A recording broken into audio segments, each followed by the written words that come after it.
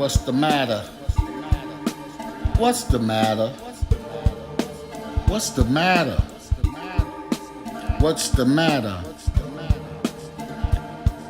It's time for you to learn some science terms. Are you ready? Let's go.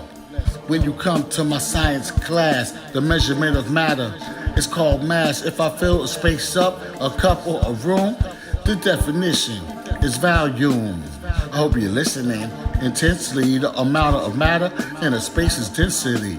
Water turning to steam, evaporation. Water becomes liquid, condensation. Gases condense to liquid, vapor.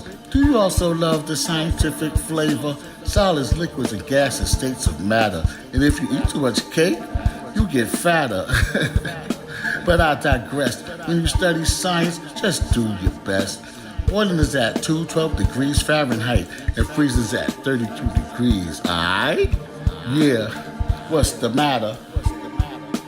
What's the matter, Mr. Oyo? Yeah. HipHopTeacher. Subscribe on YouTube at the HipHopTeacher. I'm here to reach ya and nice to meet ya. Peace.